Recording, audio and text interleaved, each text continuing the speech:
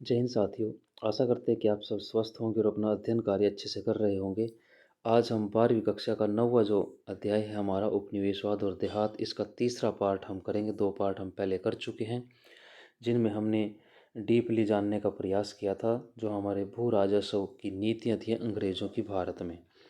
अब तीसरा पार्ट हम शुरू करते हैं, संथाल, अगवा और बाशिंदे। तो यहाँ चैप्टर को हम लाइन वाइज पढ़ेंगे ताकि आपको बुक की आवश्यकता ना पड़े, साथ साथ महत्वपूर्ण जानकारी भी शेयर करते रहेंगे। धैर्य और पेशेंस के साथ आप बने रहें। चैनल को लाइक करें, सब्सक्राइब करें, कमेंट अवश्य करें और साथ साथ महत्वपूर्ण जानकारी नोट करते रहें। सन 1810 के अंत में बुकानन ने गुंजरिया जो पहाड़ है, पहाड़ का नाम है, जो कि राजमहल श्रृंखलाओं का एक भाग था। राजमहल के बारे में हमने पहले पढ़ा था पिछली वीडियो में, तो वो कंटिन्यू होती हैं, एक दूसरे से जुड़ी होती हैं, तो वो वीडियो भी आप पीछे देख लेना। पार किया, आगे के चट्टानी प्रदेशों के बीच से निकलकर वह एक गांव पहुंच गया। वैसे तो यह एक पुराना गांव था। इसके आसपास की ज़मीन खेती करने के लिए अभी अभी साफ की गई थी। आपने पढ़ा था कि जो किसान थे जंगलों को साफ कर झूम खेती करते थे, लेकिन धीरे धीरे जो किसान थे इस स्थान पर कुछ समय के लिए रहते थे, खेती करते थे, छोड़कर दूसरे स्थान पर चले जाते थे, जिसको स्थानांतरित कृषि या झूम कृषि कहा जाता था। लेकिन अब जो बुकानन है वो आगे बढ़ता है राजमहल की जो पहाड़ियाँ हैं उनमें, जिसे गंजुरिया पहाड़ के आसपास का जो इलाका है, वहाँ के जो भूदृश्य उनको देखकर उसे पता चला कि मानव श्रम के समुचित प्रयोग से उस क्षेत्र की तो काया पलट गई। वहाँ उसको देखकर बड़ा आश्चर्य हुआ कि मनुष्य ने अपनी मेहनत से उस क्षेत्र को पूरी तरह से बदला है। उसने लिखा कि गंजूरिया में अभी अभी काफ़ी जुताई की गई है, जिससे पता चलता है कि इतने कितने शानदार इलाके में बदला जा सकता है, कि शानदार है लेकिन इसको और भी अच्छे शानदार इलाके के रूप में तब्दील किया जा सकता है, ऐसा बुकानन कहता है। मैं सोचता हूँ कि इसकी सुंदरता और समृद्धि विश्व के किसी भी क्षेत्र जैसी विकसित की जा सकती है। जो विश्व के सबसे समृद्ध और सुंदर एक क्षेत्र हैं वैसा हम इसको बना सकते हैं। यहाँ की ज़मीन अलबत्ता चट्टानी ज़मीन है, लेकिन बहुत ही ज़्यादा बढ़िया है, उपजाऊ है। बुकानन ने उतनी बढ़िया तंबाकू सरसों कहीं नहीं देखी जितनी कि इस इलाके में तंबाकू और सरसों की फसल उसने देखी। पूछने पर पता चला कि यहाँ संथालों ने कृषि क्षेत्र की जो सीमाएं हैं काफ़ी बढ़ा ली थी। संथाल उस क्षेत्र में आए हुए थे, संथाल वहाँ रहते थे और खेती करते थे एक स्थान पर रहकर। वे इस इलाके में 1800 के आसपास आए थे। कौन? संथाल आए थे वहाँ। उन्होंने यहाँ रहने वाले पहाड़ी जो लोग थे उनको नीचे के ढालों में वहाँ से भगा दिया था और जंगलों का सफाया किया, साफ किया और वहाँ बस गए। यानी कि 1800 के आसपास संथाल इस इलाके में आए और उन्होंने वहाँ के जो पहाड़िया लोग थे उनको वहाँ से भगा दिया और वहाँ रहकर खेती करने लगे थे। संथाल लोग राजमहल की पहाड़ियों में कैसे पहुँचे? संथाल 1780 के दशक के आसपास बंगाल में आने लगे थे। संथाल लोग 1780 के दशक में बंगाल के आसपास आने लगे थे। जमींदार लोग खेती के लिए नई भूमि तैयार करने और खेती का विस्तार करने के लिए उन्हें भाड़े पर रखते थे, यानी कि किराए पर उनको खेती के कार्य के लिए रखते थे। ब्रिटिश अधिकारियों ने उन्हें जंगल महालों में बसने का निमंत्रण दिया। तो ब्रिटिश अधिकारियों ने, अंग्रेज़ों ने वहाँ जंगल महाल में बसने का उनको आमंत्रण दिया था, बुलाया था, उनको वहाँ स्थापित करने का प्रयास किया था। जंगल महाल का मतलब है कि जंगल में जो कृषि योग्य भूमि है उसको जंगल महाल कहा गया। अब यहाँ देखिए एक चित्र दिया हुआ है, अगर आप इसको अच्छे से समझ पा रहे हैं तो ये चित्र देखिए, इसके बारे में क्या लिखा हुआ है कि यह संथाल प्रदेश में स्थित एक ग्रामीण गांव है, एक पहाड़ी है गांव की। 23 फरवरी 1856 के लंदन न्यूज़ में यह प्रकाशित चित्र है। राजमहल की निचली पहाड़ियों में स्थित गांव का यह चित्र 1850 के दशक के प्रारंभ में वाल्टर शेरविल द्वारा चित्रित किया गया था। यह गांव शांतिपूर्ण, नीरव और रमणीय प्रतीत होता है, जो बाहरी दुनिया का इस पर कोई असर नहीं हुआ। यानी कि एक शांत, सुंदर, मनोरम दृश्य है जो बाहर की जो दुनिया है उससे अलग एक अपनी ही धुन में मस्त है। ऐसा चित्र ये दिया हुआ है। जब ब्रिटिश लोग पहाड़ियों को अपने बस में करके स्थायी कृषि करने के लिए एक स्थान पर बसने में असफल रहे, तो उनका ध्यान संथालों की ओर गया। अब हम ये जानने का प्रयास कर रहे हैं कि जो अंग्रेज़ थे उन्होंने संथालों को इस इलाके में बसाने का क्यों प्रयास किया। क्योंकि पहले तो अंग्रेज़ों ने जो पहाड़िया लोग थे, राजमहल की पहाड़ियों के आसपास के रहने वाले जो लोग थे, उनको पहाड़िया कहा गया था। उनको एक स्थान पर रहकर खेती करने के लिए प्रेरित किया कि आप खेती कीजिए, एक स्थान पर स्थायी रूप से बसिए। लेकिन वो असफल रहे, सफल नहीं हुए, तो उनका ध्यान अब संथालों की ओर गया था। पहाड़िया लोग जंगल काटने के लिए हल को हाथ लगाने को तैयार नहीं थे, क्योंकि वो पहाड़िया, हमने पीछे कुदाल और हल के बारे में पढ़ा था, जो इनकी पहचान थी। जो पहाड़िया लोग थे वो कुदाल का प्रयोग करते थे, कसी फावड़ा स्पेड जिसको आप कहते हैं, लेकिन संथाल लोग हल का प्रयोग करते थे खेती के लिए। तो पहाड़िया जो लोग थे वो हल का हाथ लगाने के लिए तैयार नहीं थे, अब भी उपद्रवी व्यवहार कर रहे थे अंग्रेज़ों के सामने। जबकि इसके विपरीत संथाल आदर्श बासिंदे प्रतीत हुए। अंग्रेज़ों को जो संथाल लोग थे वो बड़े अच्छे लगे उनको, कि भाई ये बहुत अच्छे हैं, हमारे बात मान सकते हैं और एक स्थान पर रहकर कृषि कर सकते हैं, क्योंकि उन्हें जंगलों का सफाया करने में कोई दिक्कत नहीं थी। पहाड़िया लोग जंगल काटने से ज़्यादा हिचकते थे, उनके अनुसार जैसे वो कह रहे थे, लेकिन संथालों को ऐसा कोई हिचक नहीं थी। वे भूमि को पूरी ताकत से लगाकर जोतते थे। तो संथालों को ज़मीनें देकर राजमहल की जो तलहटी में बसने के लिए तैयार कर लिया गया। 1832 तक ज़मीन के एक काफ़ी बड़े इलाके को दामिन एको, इसको नोट करें, दामिनो एको के रूप में सीमांकित कर दिया गया। इसे संथालों की भूमि घोषित कर दिया गया। इन्हें उन्हें इस इलाके के भीतर रहना था, यानी कि एक दामिन ईको का मतलब पहाड़ का कोई दामन, उसके आसपास उन्होंने ज़मीन को सीमांकन कर दिया, सीमा बना दी, कहीं खम्बे पोल गाड़ कर कई स्थानों पर, तो एक सीमा निर्धारित कर दी कि संथाल इसके बीच में रहेंगे। तो ये संथालों को ज़मीन दे दी खेती करने के लिए, रहने के लिए। तो ये जो संथालों को ज़मीन दी थी, इसी को दामिन एको कहा गया। पहाड़ के दामन में उनको बसा दिया गया, सीमा बनाकर चारों तरफ। हल चलाकर खेती करनी थी उनको और स्थायी किसान बनकर यहाँ रहना था, ये उनके लिए नियम था। संथालों को दी जाने वाली भूमि के अनुदान पत्र में शर्त थी कि उनको दी गई भूमि कम से कम 10वें भाग को साफ करके पहले 10 वर्षों के भीतर जोतना था। कि जो ज़मीन उनको दी गई है उसका कम से कम 10वां हिस्सा आपको पहले 10 वर्षों में 10वां हिस्सा आपको जोत कर कृषि करनी है। इस पूरे क्षेत्र का सर्वेक्षण करके उसका नक्शा तैयार किया गया था। इसके चारों ओर खंभे गाड़कर इसकी परिसीमा निर्धारित की गई, यानी कि बाउंड्री बना दी गई, सीमा बना दी गई। इसे मैदानी इलाके के स्थायी कृषकों की दुनिया से और पहाड़िया लोगों की दुनिया से अलग थलग कर दिया गया। इस दामिने को जो इलाका बनाया इन्होंने, सीमा मैप बनाकर चारों तरफ खंभे पोल गाड़ कर, तो इसको स्थायी जो मैदानी इलाकों में किसान रहते थे उनसे अलग कर दिया गया, और पहाड़ी जो लोग थे जिनको वहाँ से भगाया गया था उनसे भी इनको अलग कर दिया गया था। दामिनी को के सीमांकन के बाद संथालों की बस्तियाँ बड़ी तेज़ी से बढ़ी। संथालों के गांव की संख्या जो 1838 में 40 थी, तेज़ी से बढ़कर 1851 में 1473 तक पहुंच गई थी, कि गांव की संख्या बढ़ी। इसी अवधि में संथालों की जनसंख्या भी, जो केवल पहले 3000 थी, अब बढ़कर 82,000 से अधिक हो गई थी इसी समय। जैसे जैसे खेती का विस्तार होता गया, वैसे वैसे कंपनी की तिजोरियों में राजस्व राशि बढ़ती चली गई, यानी कि उनको बड़ा लाभ होता गया। 19वीं शताब्दी के संथाल गीतों मिथकों में उनकी यात्रा के लंबे इतिहास का बार बार उल्लेख किया गया है। जो संथालों ने यात्राएं की, जो एक स्थान से दूसरे स्थान पर बसा, उसमें मिथक कुछ कहानियाँ बनाई भी गई हैं।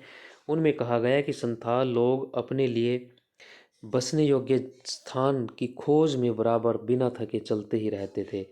अब यहाँ दामिनी को में आकर मानो उनकी यात्रा को पूर्ण विराम लग गया था, यहाँ वो स्थायी रूप से बस गए थे। जब संथाल राजमहल की पहाड़ियों पर बसे, तो पहले पहाड़िया लोगों ने इनका प्रतिरोध किया था, क्योंकि ज़मीन पर यहाँ पहले पहाड़िया लोग रहते थे, पर अंततोगत्वा वे इन पहाड़ियों में भीतर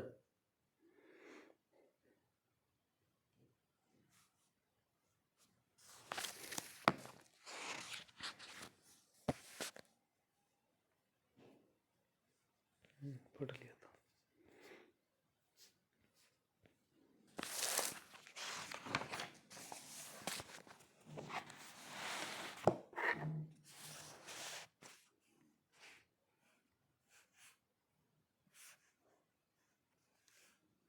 ये चित्र देखिए, इस चित्र को आप थोड़ा देखें। सिद्धू मांझी संथाल विद्रोह का नेता, ये इसका चित्र दिया हुआ है, इसके बारे में भी हम पढ़ेंगे। तो नेक्स्ट देखिए, इसलिए पहाड़िया लोग जो है खेती के अपने जो तरीके थे, जो स्थानांतरी या झूम कृषि करते थे, को आगे सफलतापूर्वक नहीं चला सके, क्योंकि उनके पास वो इलाके नहीं रहे थे। अब जब इस क्षेत्र के जंगल खेती के लिए साफ किए गए तो पहाड़िया शिकारियों को भी समस्याओं का सामना करना पड़ा, क्योंकि जंगल कम हो गए थे। इसके विपरीत संथाल लोगों ने अपनी पहले वाली जो खानाबदोश जिंदगी छोड़ दी थी। अब वे एक स्थान पर बस गए थे और बाजार के लिए कई तरह के व्यापारिक फसलों की खेती करने लगे थे। व्यापारी और साहूकारों के साथ उनका लेन देन बढ़ गया था, किंतु संथालों ने बहुत जल्दी समझ लिया था कि जिन्होंने उन्होंने जिस ज़मीन पर खेती करना शुरू किया वह उनके हाथों से निकलती जा रही है, क्योंकि अब जो अंग्रेज़ थे उन्होंने संथालों को अपने उद्देश्य के लिए प्रयोग करना शुरू कर दिया था। संथालों ने जिस ज़मीन को साफ करके खेती शुरू की थी उस पर जो राज्य सरकार सरकार यानी कि अंग्रेज़ भारी कर लगा रहे थे। साहूकार जो दीकू लोग थे, दीकू जो बाहरी लोग थे उनको दीकू कहा गया। साहूकार, जमींदार, सभी को दीकू, इसको नोट करना, ये बाहरी लोगों के लिए इस्तेमाल किया उन्होंने। लोग बहुत ऊंची दर पर ब्याज लगा रहे थे और कर्ज अदा न किए जाने की स्थिति में ज़मीन पर कब्जा कर रहे थे, और जमींदार लोग दामिन इलाके पर अपने नियंत्रण का दावा कर रहे थे। जमींदार आ रहे थे वहाँ कि भाई ये ज़मीन हमारी है। तो आपने पढ़ा था कि 18 जो भूमि के प्रबंध थे वो बदलते रहे। सरकार नए नए तरीके राजस्व के खोज रही थी। जमींदार वहाँ अपना अधिकार जता रहे थे, साहूकार जता रहे थे, लेकिन साथ में जिन लोगों ने संथालों ज़मीन को तोड़कर साफ सुथरा बनाकर ज़मीन को जंगल विहीन करके खेती शुरू की, वो अपना नियंत्रण उस पर बता रहे थे। 1850 के दशक तक संथाल लोग यह महसूस करने लगे थे कि अपने लिए एक आदर्श संसार का निर्माण करने के लिए जहां उनका अपना शासन हो, जमींदार, साहूकार और औपनिवेशिक राज के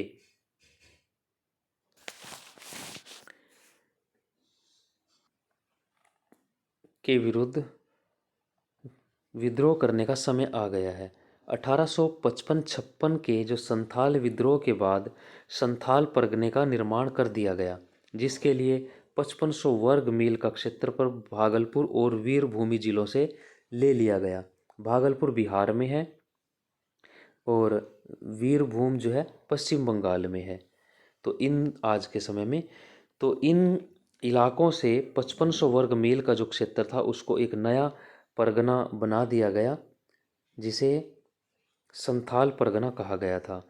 औपनिवेशिक राज को आशा थी कि संथालों के लिए नया परगना बनाने और उसमें कुछ विशेष कानून लागू करने से संथाल लोग संतुष्ट हो जाएंगे, ऐसा उनकी मान्यता थी। अब थोड़ा पीछे जो बच गया है उसको देख लेते हैं। कुछ चित्र बचे हुए हैं पिछले पेज पर। ये चित्र देखिए, ये चित्र संथाल विद्रोह का जो एक चित्र बने थे उन्हीं में से एक चित्र दिया हुआ है। किस प्रकार की स्थितियाँ यहाँ देख रहे हैं आप। संथाल ब्रिटिश राज के सिपाहियों से युद्ध करते हैं। 23 फरवरी 1856 को इलस्ट्रेटेड लंदन न्यूज़ में यह चित्र प्रकाशित किया गया। इस विद्रोह ने संथालों के प्रति ब्रिटिश धारणा को बदल दिया। जो गांव पहले नीरव, शांत और एक आदर्श लगते थे, उनको जो लोग आदर्श लगते थे, अच्छे लगते थे, अब नृशंस बर्बरतापूर्ण कृत्यों के स्थान बन गए थे। अंग्रेज जिनको अच्छा मानकर कि भी ये अच्छे हैं, शांत हैं, तो तभी तक वो शांत थे जब तक उनके साथ ज़्यादती ना हो। अब अत्याचारों का विरोध करने के लिए उन्होंने हथियार उठा लिए थे। इस चित्र में आप देख रहे हैं। इलस्ट्रेटेड लंदन जो न्यूज़ है, ये चित्रों के माध्यम से अपने जो वक्तव्य थे, अपनी जो बात थी उसको समझाने का प्रयास के लिए जाना जाता है। साप्ताहिक ये पत्रिका थी। 1862 में हर्बर्ट इंग्राम ने इसको शुरू किया था।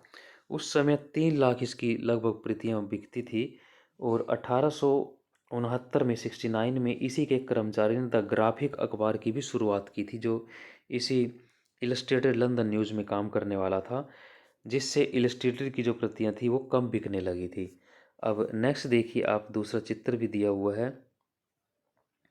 ये चित्र आप देखिए। इस चित्र में संथालों के गांव जल रहे हैं।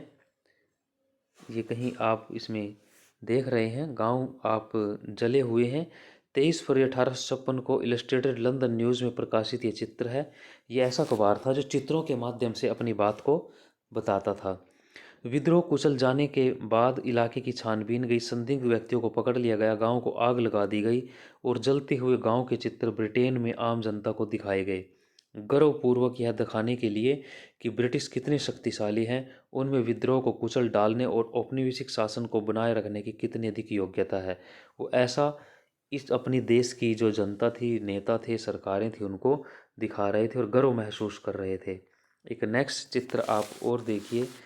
ये चित्र देख रहे हैं आप, यहाँ संथाल कैदियों को ले जाया जा रहा है। ये भी इलस्ट्रेटेड लंदन न्यूज़ 1856 का प्रकाशित है। ध्यान दीजिए कि ऐसे चित्र किस प्रकार के राजनीतिक संदेश देते थे, क्या इनसे मैसेज मिलता था। आप देख रहे हैं कि चित्र के बीचों बीच ब्रिटिश अधिकारी विजय गर्वित यानी कि विजय के होश में हैं और विजय में, वो उन्माद में अपने आप को गौरवान्वित महसूस करते हुए हाथी की सवारी कर रहे हैं, घोड़े की सवारी कर रहे हैं। घोड़े पर बैठा हुआ एक व्यक्ति हुक्का भी पी रहा है, अगर आप इसमें देख पा रहे हो। तो यह तस्वीर दिखाती है कि परेशानी का समय खत्म हो गया है और विद्रोह कुचल दिया गया है। विद्रोही अब जंजीरों में बंधे हुए ले जाए जा रहे हैं। कंपनी के सिपाही उन्हें चारों ओर से घेरे हुए हैं। इस तरह की तस्वीरें, जिसमें ब्रिटिश हुकूमत को अजेय दिखाया गया था कि उसको कोई पराजित नहीं कर सकता, ब्रिटिश जनता को अपनी ताकत के बारे में आश्वस्त करने के लिए पर्याप्त थी। तो ऐसे चित्र उस समय लंदन में प्रकाशित किए जा रहे थे। अब ये जो संथाल विद्रोह था, इसके बारे में थोड़ा सा जानें। जो संथाल विद्रोह था, जिसे हूल भी कहा गया, हूल, इसमें उन्होंने साल वृक्ष की टहनी सभी गांव में घुमाई। इसे वे एकता का प्रतीक मानते थे। 30 जून 1855 को एक सभा बुलाई गई झारखंड के एक गांव भोगनाडीह में यह सभा बुलाई गई थी। इसी कारण से 30 जून को हर वर्ष हूल दिवस भी मनाया जाता है। 400 गांव के लगभग 6000 से अधिक आदिवासी जो लोग थे वहां पहुंचे थे। इनमें न्याय, प्रिय और स्वयं का शासन स्थापित करने और बाहरी लोगों को भगाने का निर्णय लिया गया था। उनका नारा था अपना देश अपना राज, ऐसा नारा उन्होंने दिया था। इस विद्रोह को दबाने के लिए अंग्रेजों ने बड़ी कठोरता से कार्य किया। 7 जुलाई 1855 को विद्रोह की शुरुआत हो गई थी। 10 जुलाई को एक मेजर बराह को हरा दिया गया था। नेता थे उसके सिद्धू, जो अभी आपने मैप में देखा, जो पिक्चर देखी थी आपने, एक सिद्धू और कान्हू जो भाई थे, सिद्धू कान्हू जो दो भाई थे, वे इसके अगुवाई थे, नेतृत्व कर रहे थे। हालांकि इनके दो अन्य भाई भी थे, चांद और भैरव, वो भी इसमें शामिल थे। और इनकी दो बहनें फूलो और जानो भी थी, यानी कि लगभग 6 भाई बहन थे और सभी इस विद्रोह में शामिल थे। बाद में दोनों को पकड़कर मार दिया जाता है और विद्रोह को दबा दिया जाता है। लगभग 15,000 से अधिक संथालों को मार दिया गया था। इस विद्रोह के जो मुख्य नेता थे, जो सीतो या सीधू मांझी, उसने स्वयं को देवी पुरुष बताया, अपने आप को भगवान का अवतार बताया। संथालों के भगवान ठाकुर का अवतार घोषित उसने कर दिया था। संथालों का विश्वास था कि जो भगवान स्वयं उनके साथ हैं। ये नेता हाथी घोड़े पालकी पर चलते थे। गांव गांव में डोल नगाड़े के साथ जुलूस निकालकर विद्रोह का आह्वान किया गया था और लगभग 60,000 जो संथाल लोग थे वो संगठित होकर सशस्त्र आंदोलन पर उतर आए थे। उन्होंने महाजन जमींदारों के घरों को जला दिया, जमकर लूटपाट की, बही खातों को बर्बाद कर दिया, जिसके कारण वे गुलाम हो गए थे। अंग्रेज सरकार महाजन जमींदारों का पक्ष ले रहे थे, जो अंग्रेज थे। संथालों ने सरकारी कार्यालय, पुलिस कर्मचारियों पर भी हमले किए, थानों में आग लगा दी। भागलपुर और राजमहल के बीच रेल, डाक और जो तार सेवा थी उसको नष्ट कर दिया था। विद्रोहियों को कुचलने के लिए सेना ने कत्लेआम का सहारा लिया। गांव के गांव को जला दिया गया। संथालों ने वीरतापूर्व अंग्रेजों की सेना का मुकाबला किया, परंतु सीधे साधे लोग तीर धनुष और छापामार युद्ध के सहारे तोपों और गोलियों के सामने ज़्यादा समय तक नहीं वो टिक पाए थे। तो 1855 में सीधों को पकड़कर मार दिया गया और 1856 में उनके भाई कानू को भी पकड़कर मार दिया गया था। नेक्स्ट देखिए, संथालों के बारे में बुकानन के क्या विचार हैं। बुकानन के बारे में हमने पहले पढ़ा था पिछली वीडियो में, उसको आप देख सकते हैं। नई ज़मीनें साफ करने में वे बहुत होशियार थे, लेकिन नीचता से रहते थे, यानी कि उनके जीवन शैली को अच्छा नहीं मानते। उनकी झोंपड़ियों में कोई बाड़ नहीं होती थी, दीवारें सीधी खड़ी की गई, छोटी छोटी सटी झोंपड़ियों लकड़ियों से बनाई गई थी, जिन पर भीतर की जो दीवार थी उस पर लेप प्लस्तर लगा होता था। झोपड़ियाँ छोटी मैली कुचली होती थी, उनकी छत सपाट होती है जैसे समतल हमारे इलाकों में होती हैं, और उनमें उभार बहुत कम होता था। तो ये उसने लिखा है। आगे कड़ुआ के पास की चट्टाने के बारे में बुकानन ने लिखा कि आगे लगभग 1 मील चलने के बाद मैं एक चट्टानों के शिलाफलक के पर आ गया। शिलाफलक का मतलब कोई ऐसी चट्टान के किनारे पर आ गया जिसका कोई एक छोटा दानेदार ग्रेनाइट है, जिसमें लाल लाल फेल्डस्पार क्वार्ट्स काला अभ्रक लगा है।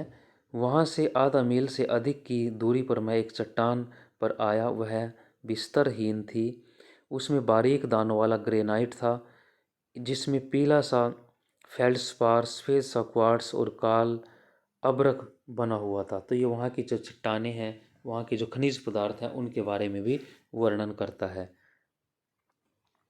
बुकानन का विवरण देखिए। हम बुकानन के विवरणों को अपनी जानकारी के का आधार मान रहे हैं, लेकिन उनकी जो रिपोर्टों को पढ़ते समय हमें यह नहीं भूलना चाहिए कि वह ब्रिटिश ईस्ट इंडिया कंपनी का एक कर्मचारी था। उसकी यात्राएं केवल भूदृश्यों के प्यार और अज्ञात खोज से प्रेरित नहीं थी कि वो सिर्फ नई नई चीज़ों से प्यार करता था, प्रकृति से प्रेम था, कोई नई चीज़ें खोजने का उसको शौक़ था। वह कर्मचारी था ब्रिटिश ईस्ट इंडिया कंपनी का। वह नक्शनवीस भी सर्वेक्स जो होते थे, पालकी उठाने वाले कुलियों आदि के एक बड़े दल के साथ यात्रा करता था। उसके साथ बहुत सारे कर्मचारी होते थे, अलग अलग चीज़ों के जानकार।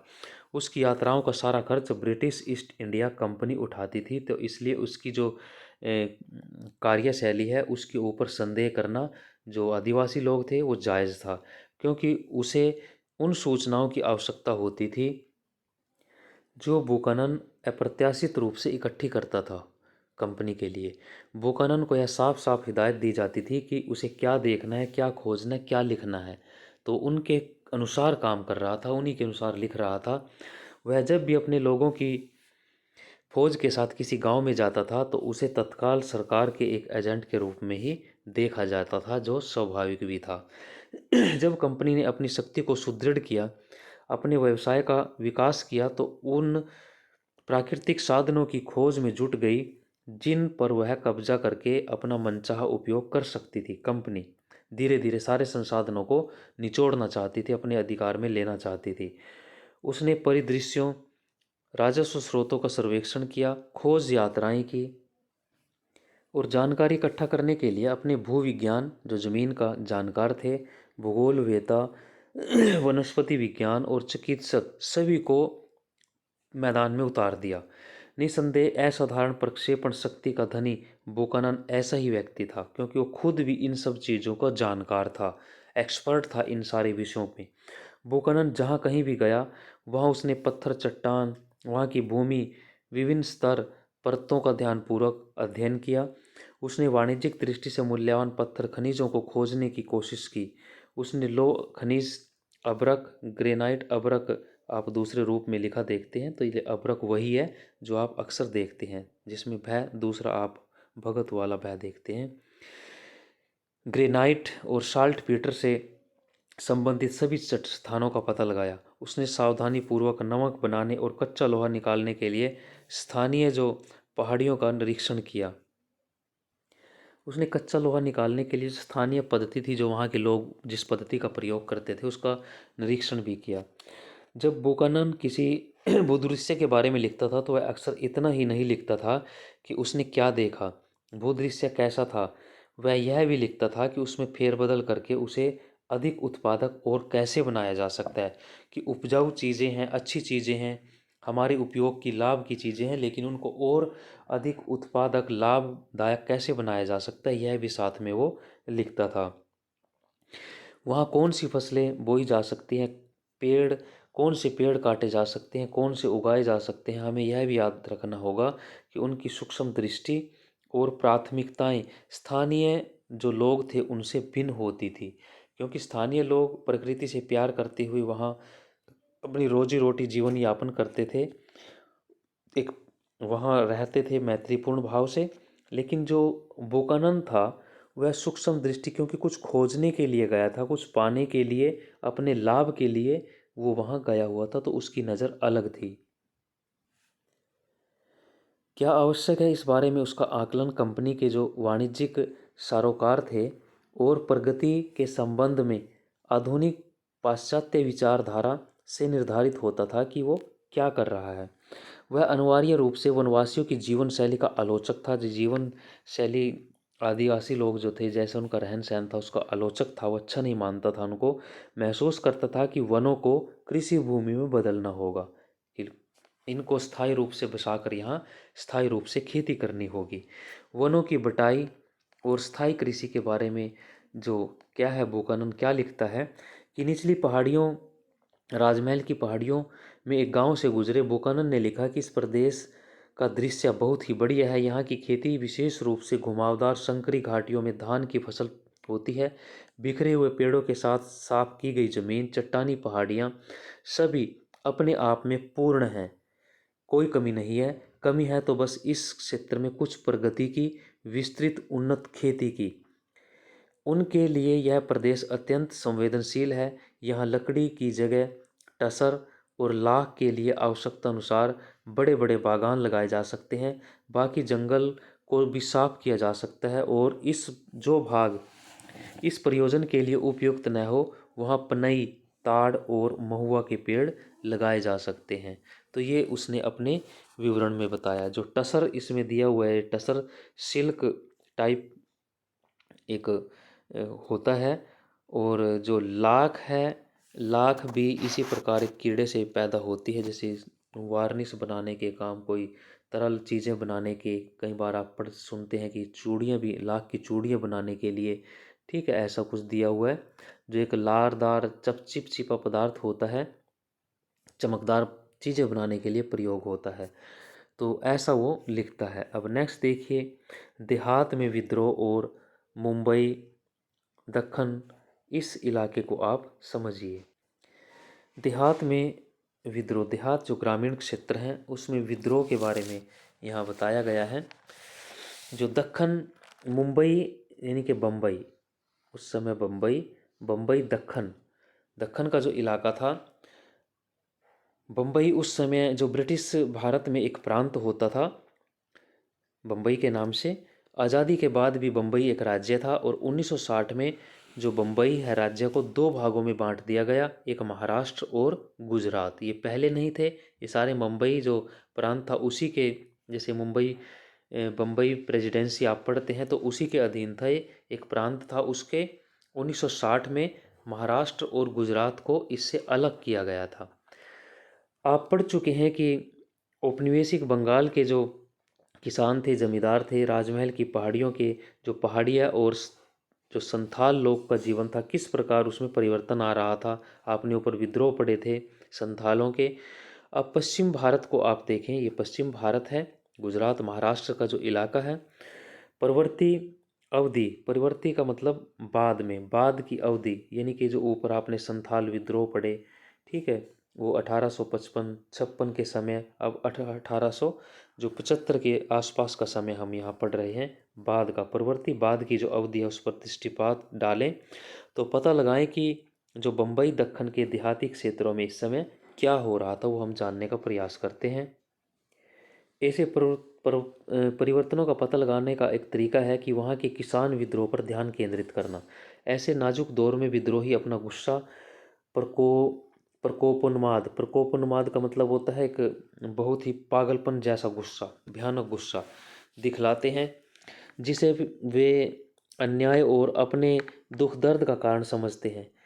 उनके खिलाफ आवाज़ बुलंद करते हैं। यदि हम उनकी नाराज़गी के आधारभूत कारणों को जानने का प्रयास करते हैं तो उनके गुस्से की परतें उधड़ने लगती हैं, हमें जानकारी मिल जाती है। हम उनके जीवन और अनुभव की झलक देख पाते हैं जो अन्यथा हमसे छिपी रहती है। विद्रोह के बारे में ऐसे अभिलेख भी उपलब्ध होते हैं जिनका इतिहासकार अवलोकन कर सकते हैं। विद्रोहियों की करतूतों से उत्तेजित होकर पुनः व्यवस्था स्थापित करने की उत्कट एक तीव्र इच्छा। राज्य के प्राधिकारी केवल विद्रोह को दबाने का प्रयास नहीं करते थे बल्कि जानने का भी प्रयास करते हैं कि उनके कारणों को भी जांचा करते हैं, जिससे कि नीतियाँ निर्धारित की जा सके कि ये ऐसी स्थिति क्यों निर्मित हुई, शांति की स्थापना कैसे हो, इस पर भी जांच पड़ताल करते थे। वो साक्ष्य उत्पन्न होता है, इसके बारे में इतिहासकार शोध कर सकते हैं। 19वीं सदी के दौरान भारत के विभिन्न प्रांतों के किसानों ने साहूकार अनाज के व्यापारियों के विरुद्ध अनेक विद्रोह किए। ऐसा ही एक दक्कन में 1875 में हुआ। जो दक्कन का विद्रोह मुंबई परगना का आप पढ़ रहे हैं, तो ये 1875 में हुआ था दक्कन विद्रोह। और इसका जो मुख्य कारण था साहूकार और अनाज के जो व्यापारी थे उनके खिलाफ विद्रोह था। इसको आप ध्यान से समझने का प्रयास कीजिए कि साहूकार और अनाज के जो व्यापारी थे उनके खिलाफ किसानों का विद्रोह था ये।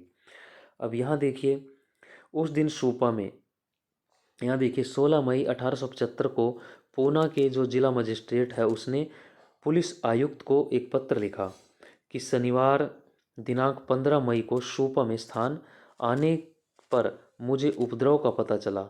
एक साहूकार का घर पूरी तरह से जला दिया गया, लगभग 1 दर्जन मकानों को तोड़ दिया गया, उनमें घुसकर वहाँ के सारे सामान को आग लगा दी गई।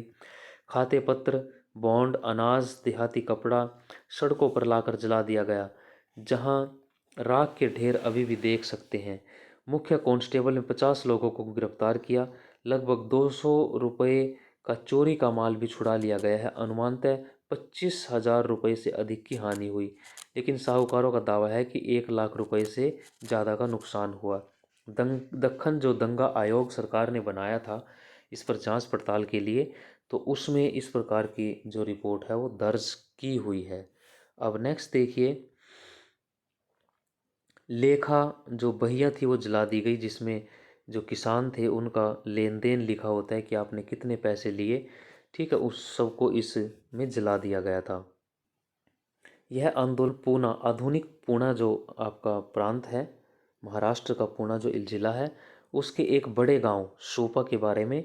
सोपा एक विपणन केंद्र, मंडी था, विपणन केंद्र, वितरण जहाँ से चीज़ें खरीदी बेची जाती हैं, बांटी जाती हैं, जहाँ अनेक व्यापारी और साहूकार रहते थे। 12 मई 1875 के आसपास ग्रामीणों के जो इलाके हैं, किसान इकट्ठे हुए। रैत को आप समझिए किसान, उन्होंने साहूकारों से उनकी बही खातों और ऋण संबंधी जो मांग पत्र हैं कर मांग करते हुए उन पर हमला बोल दिया। उनसे मांगा कि भाई जो बहुत बही खाते हैं, जो ऋण बंद हैं, जिनमें हमारे बारे में कुछ जानकारियाँ लिखी है, वो आप हमें दें। उन्होंने नहीं दी तो उन पर हमला कर दिया गया। उन्होंने उनके जो बही खाते थे वो जला दिए और अनाज की दुकानें लूट ली। कुछ मामलों में तो साहूकारों के घरों को भी आग लगा दी गई थी। ये सूपा की घटना है। पूना से यह विद्रोह अहमदनगर में फैल गया। अहमदनगर भी महाराष्ट्र में है। फिर अगले 2 महीनों में यहाँ और भी आग फैल गई। लगभग 6500 वर्ग किलोमीटर का इलाका इसकी चपेट में आ गया। 30 लाख से अधिक गांव इससे प्रभावित हुए। सब जगह विद्रोह का स्वरूप एक जैसा था, साहूकारों पर हमला, क्योंकि साहूकारों से लोग तंग थे, पीड़ित थे, जमीनें उनकी छीनी जा रही थी, कर्जबंद थे, मरने के लिए बेबस थे किसान। बही खाते जला दिए गए, ऋणबंध नष्ट कर दिए गए। किसानों के हमलों से घबराकर साहूकार गांव छोड़कर भाग गए। अधिकतर मामलों में वे अपनी संपत्ति और दौलत को भी पीछे छोड़कर चले गए थे। जब विद्रोह फैला तो ब्रिटिश अधिकारियों की आंखों के सामने 1857 का मंजर आ गया था, जो हम नेक्स्ट चैप्टर में पढ़ेंगे। विद्रोही किसानों के गांव में पुलिस थाने स्थापित किए गए। जल्दी ही सेनाएं बुला ली गई और 95 व्यक्ति को गिरफ्तार किया गया। उनमें से बहुतों को दंडित किया गया, लेकिन देहात को काबू करने में कई महीने तक लग गए। गांव में स्थिति बहुत गंभीर रही। समाचार पत्र में जो रिपोर्ट छपी उसको भी देखिए। रैत और साहूकार नामक शीर्षक जो था, निम्नलिखित रिपोर्ट 6 जून 1876 को नेटिव ओपिनियन नामक समाचार पत्र में छपी थी। उसे मुंबई के नेटिव न्यूज़पेपर्स की रिपोर्ट में यथावत उद्धृत किया गया है। हिंदी अनुवाद उसका यहाँ दिया हुआ है।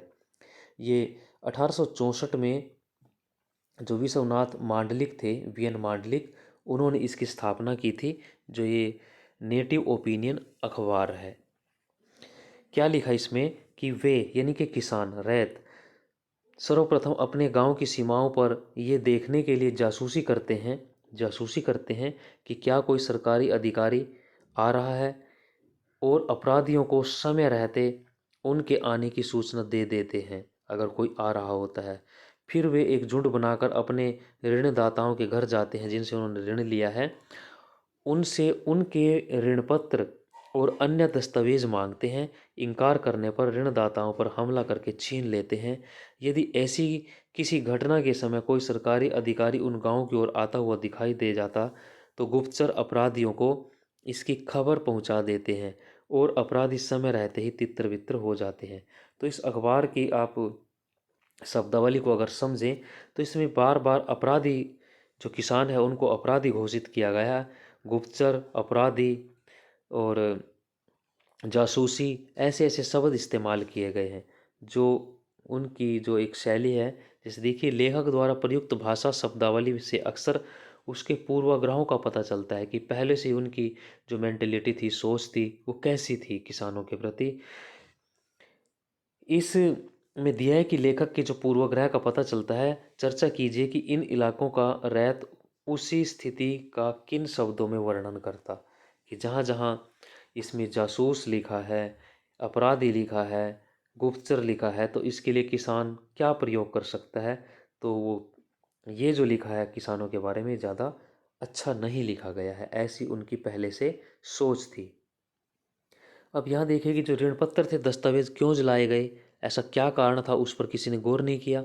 यह विद्रोह क्यों हुए, ऐसी क्या परिस्थितियाँ हो गई थी। इससे हमें दक्कन के देहात के बारे में और औपनिवेशिक शासन के हुए जो कृषि या भूमि संबंधी परिवर्तनों के बारे में पता चलता है।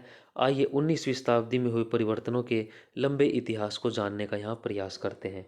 एक नई राजस्व प्रणाली हम यहाँ पढ़ने का प्रयास करेंगे। हालांकि पहले वीडियो में हमने इसके बारे में काफ़ी चर्चा की थी, तो उसको हम थोड़ा यहाँ देखने का प्रयास करते हैं। नेक्स्ट देखिए, जैसे जैसे ब्रिटिश शासन बंगाल के से भारत के अन्य भागों में फैलता गया, वहाँ भी राजस्व की नई प्रणालियाँ स्थापित की गई। क्योंकि बंगाल में स्थायी बंदोबस्त था, वहाँ सरकार उसमें ज़्यादा परिवर्तन नहीं कर सकती थी। किसानों के जमींदारों के साथ एक कॉन्ट्रैक्ट हो चुका था, तो उसकी दर नहीं बढ़ा सकती थी। तो अन्य जो इलाके थे उनमें नए प्रयोग किए गए ताकि ज़्यादा से ज़्यादा टैक्स वसूला जाए। क्योंकि समय के साथ साथ जो कुछ कीमतें बढ़ती रही, तो कंपनी और अधिक लाभ कमाने की वजह से नई उन्होंने योजनाएं दूसरे इलाकों में लगाई। इस तमरारी बंदोबस्त को बंगाल से बाहर बिरले ही लागू किया गया, यानी कि ज़्यादातर बंगाल के इलाकों में इसको लागू किया गया था, अन्य स्थानों में नहीं। ऐसा क्यों किया गया, इसका कारण था कि 1810 के बाद खेती की कीमतें बढ़ गई थी, जिससे उपज के मूल्य में वृद्धि हुई और बंगाल के जमींदारों की आमदनी में इजाफा हो गया। जमींदारों की आमदनी तो बढ़ी, मूल्य बढ़े, लेकिन इससे अंग्रेज़ों को फ़ायदा नहीं हुआ। अंग्रेज़ों को फ़ायदा क्यों नहीं, क्योंकि स्थायी बंदोबस्त लागू था। स्थायी बंदोबस्त में दरें पहले से ही निश्चित थी, उनमें परिवर्तन वो नहीं कर सकते थे। तो इसलिए नए स्थानों पर नई योजना उनके लिए एक विचार आया। क्योंकि राजस्व की मांग इस तमरारी बंदोबस्त के तहत तय कर दी गई थी, इसलिए औपनिवेशिक सरकार इस बढ़ी हुई आय में अपने हिस्से का कोई दावा नहीं कर सकती थी, क्योंकि परमानेंट सेटलमेंट हो चुका था वो स्थायी बंदोबस्त। अपने वित्तीय संस्थानों को बढ़ाने की उत्कट उत्कट का मतलब तीव्र तेज इच्छा से औपनिवेशिक सरकार को अपने भू राजस्व को अधिक से अधिक बढ़ाने के लिए नए तरीकों पर विचार करना पड़ा। इसलिए 19वीं शताब्दी के औपनिवेशिक शासनकाल में किए गए जो प्रदेशों में राजस्व बंदोबस्त अलग अलग थे। अन्य और भी बहुत सारे कारण थे। जब अधिकारी नीतियाँ निर्धारित करते हैं तो उनकी विचारधारा उन आर्थिक सिद्धांतों से अत्यधिक प्रभावित होती है जिससे वे अधिकारी पहले से परिचित होते हैं। 1820 के दशक तक इंग्लैंड के जो डेविड रिकार्डो हैं, एक जाने माने अर्थशास्त्री के रूप में विख्यात थे। औपनिवेशिक अधिकारियों ने अपने महाविद्यालय जो जीवन है उसमें रिकार्डो के विचारों का अध्ययन किया था। महाराष्ट्र में जब ब्रिटिश अधिकारियों ने 1820 के दशक में प्रारंभिक बंदोबस्त की शर्तें लागू करने का काम अपने हाथ में लिया, तो वे इन्हीं में से कुछ विचारों के अनुसार कार्रवाई करने लगे थे जो उन्होंने पहले से पढ़ी थी। रिकार्डो के विचारों के अनुसार भूस्वामी को उस समय लागू औसत लगानों को प्राप्त करने का ही हक होना चाहिए। भूस्वामी को यानी कि उस समय जो लागू औसत लगान है उसको प्राप्त करने का ही केवल हक होना चाहिए। जब भूमि से औसत लगान से अधिक आय प्राप्त होने लगे तो भूस्वामी को अधिशेष आय होगी, जिस पर सरकार कर लगाने की आवश्यकता सरकार को होगी। वो ये चाहता है कि किसानों को, जमींदारों को ज़्यादा लाभ ना मिले, तो ज़्यादा अगर उनकी आमदनी होगी तो सरकार उस पर टैक्स लगाने के लिए ज़रूर कदम उठाए। यदि कर नहीं लगाया गया तो किसान किरायाजीवी में बदल जाएंगे और उनकी अधिशेष आय का भूमि के सुधार में उत्पादक रीति से निवेश नहीं होगा। भारत में अनेक ब्रिटिश अधिकारियों ने सोचा कि बंगाल के इतिहास में ने रिकार्डो के सिद्धांत को पुष्टि कर दी थी। वहाँ जमींदार लोग किरायाजीवियों के रूप में बदल गए प्रतीत हुए, क्योंकि उन्होंने अपनी ज़मीनें पट्टे पर दे दी और किराए की आमदनी पर निर्भर रहने लगे थे। तो ये यह आपने पढ़ा कि जो डेविड रिकॉर्डो थे उसके कैसे विचार थे। बंगाल में उन्होंने देखा था कि जमींदार जो थे वो सिर्फ किरायाजीवी बनकर रह गए थे। टैक्स इकट्ठा करते थे, सरकार को देते थे और अपना गुजारा करते थे, और अपनी ज़मीनें उन्होंने खेती नहीं की बल्कि आगे किसानों को दे दी थी खेती करने के लिए। तो इस प्रकार जो है जमींदार लोग किरायाजीवियों के रूप में बदल गए थे प्रतीत हुए। उन्होंने अपनी ज़मीनें पट्टे पर दे दी, किराए की आमदनी पर रहने लगे। इसलिए ब्रिटिश अधिकारियों के विचार से आवश्यक था कि यह एक भिन्न राजस्व प्रणाली अपनाई जाए। स्थायी बंदोबस्त के अलावा अन्य कोई नई तरीका अपनाया जाए। जो राजस्व प्रणाली बम्बई दक्कन में लागू की गई उसे रैतवाड़ी कहा जाता है। रैतवाड़ी, रैत का मतलब किसान, जो किसान से सीधा कॉन्टैक्ट किया गया, बीच में जमींदार नहीं था।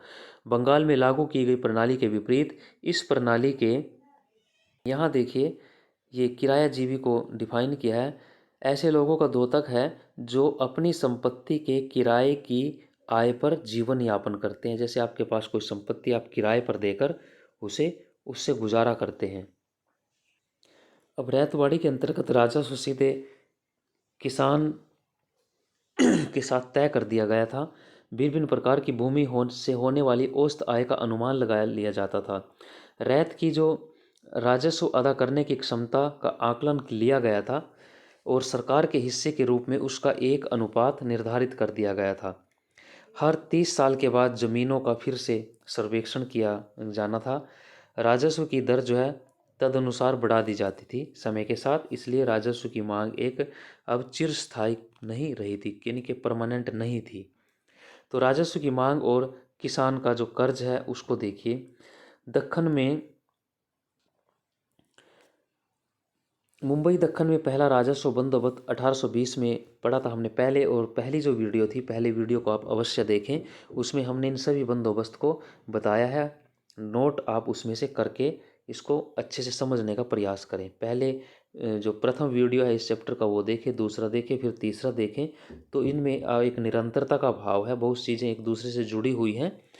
तो इनको समझने के लिए आप पहले की जो वीडियो है उनको भी देखें। 1820 के दशक में लिया गया था। राजस्व इतना अधिक था कि बहुत से स्थानों पर किसान अपने गांव छोड़कर नए क्षेत्रों में चले गए। जिन इलाकों की ज़मीन घटिया किस्म की थी, वर्षा कम होती थी, खासतौर पर समस्या और भी विकट थी जब वर्षा नहीं होती थी, फसल खराब हो जाती थी, तो किसानों के लिए राजस्व देना बहुत ही मुश्किल कार्य हो जाता था जब इस प्रकार की परिस्थितियां बन जाती थी। क्योंकि टैक्स बहुत ज़्यादा लगाया हुआ था, ज़मीन घटिया हो कई स्थानों पर होती थी, वर्षा भी नहीं होती थी। तो ऐसी स्थिति में फसल ना होने की वजह से जो राजस्व अदा करना उनके लिए बड़ा मुश्किल हो जाता था। फिर भी राजस्व इकट्ठा करने वाले जो प्रभारी कलेक्टर थे, अपनी कार्यकुशलता का प्रदर्शित करने के लिए, अपने बड़े अधिकारियों को प्रसन्न करने के लिए अत्यंत उत्कट रहते थे, बहुत मतलब जिज्ञासु रहते थे कुछ, इसलिए वे अत्यंत कठोरतापूर्वक तरीके से राजस्व वसूलने का प्रयास करते थे किसानों से। जब कोई किसान अपना राजस्व नहीं दे पाता था तो उसकी फसलें जब्त कर ली जाती थी और पूरे गांव पर जुर्माना लगा दिया जाता था। ये रैयतवाड़ी व्यवस्था। 1830 के दशक आते आते यह समस्या और भी गंभीर हो गई। 1832 के बाद कृषि उत्पादकों की कीमतों में तेजी से गिरावट आई। लगभग डेढ़ दशक तक इस स्थिति में कोई सुधार नहीं हुआ। इसके परिणामस्वरूप किसानों की आय में और भी गिरावट आ गई। इस दौरान 1832-34 के वर्षों में देहाती इलाके में अकाल की चपेट में आकर बर्बाद हो गए थे। 1832 से 34 में भीषण अकाल भी पड़ गए थे। फसलों की कीमतें गिर गई थी। भयानक परिस्थितियां पैदा हो गई थी किसानों के सामने। दक्खन का एक तिहाई पशुधन मौत के मुंह में चला गया था, यानी कि पशु जो थे उनकी भी मृत्यु हो गई थी। और आदि जो मानव जनसंख्या थी वो भी काल का ग्रास बन गई थी, उसकी मृत्यु हो गई थी। जो बचे उनके पास उस समय का संकट का सामना करने के लिए अनाज नहीं था और राजस्व की बकाया राशियां आसमान को छूने लगी थी। ऐसे समय किसान कैसे जीवित रहे, उन्होंने राजस्व कैसे अदा किया, अपनी जो ज़रूरत की चीज़ें थी उनको कैसे जुटाया, अपने हल बैल कैसे खरीदे और बच्चों की शादियाँ और उनकी परवरिश कैसे की होगी। ये ऐसे प्रश्न थे। ये सब कुछ करने के लिए उसे उधार पैसा चाहिए। इसके लिए उनके पास कोई चारा नहीं था। ऋणदाता से पैसा लेकर ही वो राजस्व चुका सकते थे, अपनी ज़रूरतें पूरी कर सकते थे। लेकिन रैत ने एक बार ऋण ले लिया तो उसे वापस करना उसके लिए कठिन हो जाता था, क्योंकि फसलें अच्छी नहीं थी, उत्पादन नहीं हो रहा था, अकाल पड़ रहे थे, समस्याएं थी, कर्ज बढ़ता गया, उधार की जो राशियां थी बकाया रहती गई और ऋणदाताओं पर किसानों की निर्भरता बढ़ती चली गई। अब स्थिति यहाँ बिगड़ गई थी कि किसानों को अपनी रोज़मर्रा की ज़रूरतें को पूरा करने के लिए, कुछ चीज़ें, खाद्यान्न उत्पादन के खर्च को पूरा करने के लिए और भी कर्ज लेने की आवश्यकता थी। 1840 के दशक तक अधिकारियों को इस विषय की के साक्ष्य मिलने थे कि किसी भी जगह के किसान कर्ज के बोझ के तले भयंकर रूप से दब गए थे। ऐसी जानकारी उनके पास पहुंचने लगी थी। 1840 के दशक के मध्य तक एक विशेष प्रकार के आर्थिक पुनरुत्थान के लक्षण दिखाई देने लगे थे, जब अनेक ब्रिटिश अधिकारियों ने महसूस किया कि 1820 के दशक में किए गए राजस्व संबंधी जो बंदोबस्त थे कठोरतापूर्ण थे जो उन्होंने किए थे, और मांगा गया राजस्व भी बहुत ज़्यादा था। अंग्रेज़ ऐसा सोचने लगे थे। व्यवस्था कठोर और लचकहीन थी, कोई लचक नहीं थी, इसमें बहुत कठोरता थी। किसानों की अर्थव्यवस्था का बट्ठा बैठने वाला था। इसलिए खेती का विस्तार करने के लिए किसानों को प्रोत्साहित करने की दृष्टि से राजस्व संबंधी मांग को कुछ हल्का किया गया, कुछ परिवर्तन उसमें किया गया। 1845 के बाद कृषि उत्पादकों की कीमतें धीरे धीरे बढ़ती गई। किसान अपने कृषि क्षेत्र को बढ़ाने लगे थे। इसके लिए वे नए नए इलाकों में जा रहे थे और गोचर जो भूमियाँ थी पशुओं को चराने की, उनको भी कृषि भूमि में बदल रहे थे। लेकिन किसानों को अपनी खेती का विस्तार करने के लिए अधिक से अधिक हल बैल चाहिए थे। उन्हें बीज खरीदने के लिए पैसे की ज़रूरत थी। इन सब कामों के लिए उन्हें एक बार फिर पैसा उधार चाहिए था और ऋणदाताओं के पास जाना उनको पड़ता था मजबूरी में। फिर कपास की कीमतों में तेज़ी आ गई। 1860 के दशक से पहले ब्रिटेन में कच्चे माल के तौर पर आयात की जाने वाली सारी कपास का 3/4 भाग अमेरिका से आता था। ब्रिटेन के सूती वस्त्रों के विनिर्माता काफ़ी लंबे अरसे से अमेरिकी कपास पर अपनी निर्भरता कम करने के लिए प्रयासरत थे कि अमेरिका से हमें ज़्यादा ना आयात करना पड़े। अगर यह स्रोत बंद हो गए तो हमारा क्या होगा। जिन्होंने कारखाने लगा रखे वो सोच रहे थे। इस प्रश्न से विचलित होकर वे बड़ी उत्सुकता से कपास की आपूर्ति के वैकल्पिक स्रोत ढूंढ रहे थे कि अमेरिका का विकल्प हम क्या ढूंढें। 1857 में ब्रिटेन के ने कपास आपूर्ति संघ की स्थापना हुई। नोट करना। 1859 में मैनचेस्टर में कॉटन कंपनी बनाई गई, इसको भी नोट करना। इसका उद्देश्य दुनिया के हर भाग में कपास के उत्पादन को प्रोत्साहित करना था, जिससे उनकी मांग पूरी हो सके। अब यहाँ एक ये चित्र देखिए। कपास ढोने वाली गाड़ियाँ एक बरगद के पेड़ के नीचे खड़ी हैं। इलिस्ट्रेटेड लंदन न्यूज़ में 13 दिसंबर 1862 का ये एक चित्र दिया हुआ है, जिसमें जो कपास से लदी जो गाड़ियाँ हैं एक पेड़ के नीचे ठहरी हुई हैं। तो एक यहाँ ये भी देखिए, कपास में जो तेज़ी है इस ग्राफ में अंकित रेखा कपास की कीमतों में आई तेजी और गिरावट को दिखा रही है कि 1860 का जो दशक है इसमें कितनी तेज़ गति से कीमतें बढ़ती हैं, ऊपर जाती हैं और फिर धीरे धीरे 1865-66 के बाद जो है वो धीरे धीरे कम होती चली जाती हैं। तो ये यहाँ इस ग्राफ के माध्यम से कपास में तेजी और उसकी कमी को दिखाया गया है। भारत को एक ऐसा देश समझा गया जो अमेरिका से कपास की आपूर्ति बंद होने की सूरत में लंकाशायर को कपास भेज सके। लंकाशायर इंग्लैंड का शहर है जहाँ कारखाने लगे हुए थे।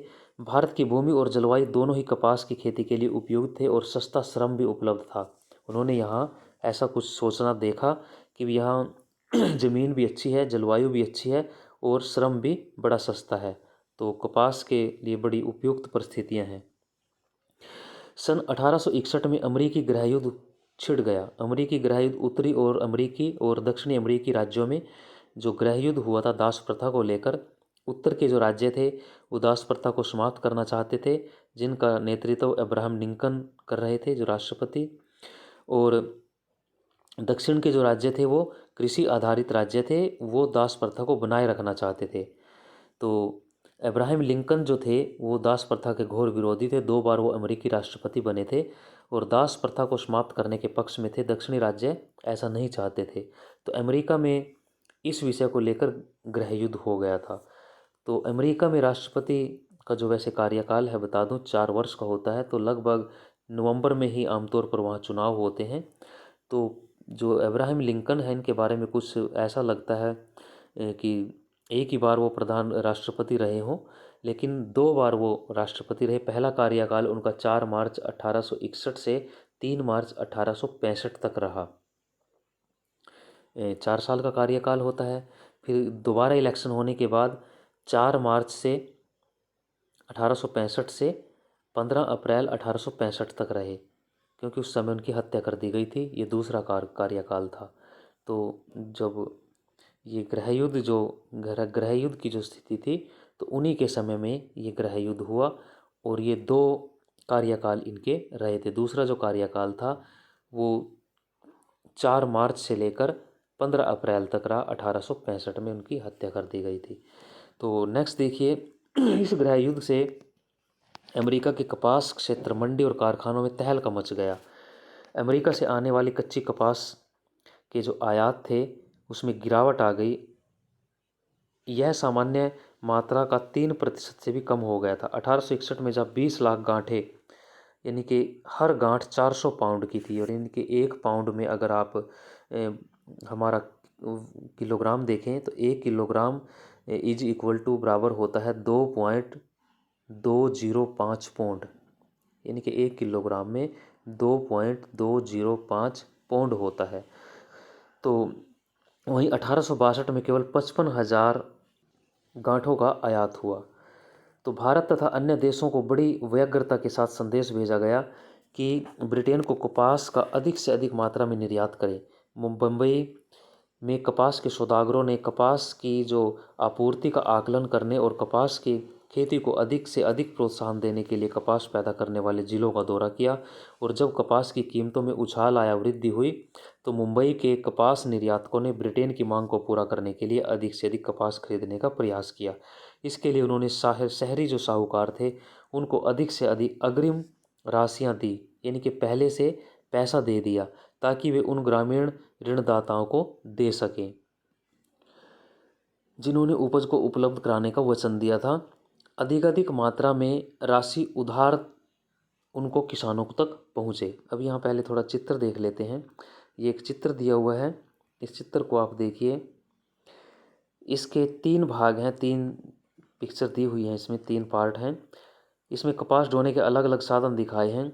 कपास के बोझ से दबे जा रहे बैलों के, सड़क पर जो पड़े शिलाखंड, नौका से लदी गांठ, उनके ढेर देखिए। कलाकार इन तस्वीरों के जरिए क्या दिखाना चाहता है, ये 3 चित्र इसमें दिए हुए हैं। रेलों का युग शुरू होने से पहले कपास का परिवहन, यहाँ दिया हुआ है कि रेलों के जब प्रचलन नहीं था तो कैसे कपास को ले जाया जाता था, नदियों से, नावों से, बैलगाड़ियों से, इस प्रकार ये इलस्ट्रेटेड लंदन न्यूज़ 20 अप्रैल 1861 का चित्र है, जब अमेरिकी गृहयुद्ध के दौरान अमेरिका से कपास की आपूर्ति कम हो गई थी। तब ब्रिटेन को आशा हुई कि भारत ब्रिटिश उद्योगों की कपास संबंधी सारी ज़रूरतों को पूरा कर देगा। इसके लिए आपूर्ति का आकलन किया जाने लगा और कपास की गुणवत्ता की जांच की जाने लगी। उत्पादन और विपणन के तरीकों का अध्ययन किया जाने लगा। उनकी यह दिलचस्पी इलस्ट्रेटेड लंदन न्यूज़ के पृष्ठों से परिलक्षित होती है, यहाँ दिखाई देती है। अब नेक्स्ट देखिए, जब बाजार में तेज़ी आती है तो ऋण आसानी से मिल जाता है, क्योंकि ऋणदाता अपनी उधार दी गई राशियों की वसूली के बारे में अधिक आश्वस्त महसूस होता है कि कीमतों में वृद्धि है तो चीज़ बिकेगी किसान की, तो मुझे पैसा वापस प्राप्त हो जाएगा। इन सब बातों का दक्कन के देहाती इलाकों में काफ़ी असर हुआ। दक्कन के गाँव में किसानों को अचानक असीमित ऋण उपलब्ध होने लगे कि भी जितना मर्जी आप ऋण लीजिए। उन्हें कपास उगाई जाने वाले प्रत्येक एकड़ के लिए 100 रुपये अग्रिम राशि दी जाने लगी, यानी कि 1 एकड़ के लिए 100 रुपये पहले से उनको दे दिए जाने लगे कपास पैदा करने के लिए। साहूकार भी दीर्घावधि ऋण देने के लिए एकदम तैयार हो जाते थे, लंबे समय तक ऋण देने के लिए वो तैयार थे। जब अमेरिका में संकट की स्थिति बनी रही तो मुंबई दक्कन में कपास का उत्पादन बढ़ने लगा। 1860 से 64 के दौरान कपास उगाने वाले जो एजेंट थे उनकी संख्या दुगनी हो गई थी। 1862 तक स्थिति यह होगी कि ब्रिटेन में जितना भी कपास आयात होता था उसका 90% भाग केवल भारत से जाने लगा था, यानी कि अमेरिका की जगह अब भारत ने ले ली थी। लेकिन इस तेजी के वर्षों में सभी कपास उत्पादकों को समृद्धि प्राप्त नहीं हो सकी। कुछ धनी किसानों को तो लाभ अवश्य हुआ, लेकिन अधिकांश किसान कर्ज के बोझ में अधिक और दब गए थे। अब यहाँ एक चित्र और भी दिया हुआ है, इस चित्र को देखिए आप।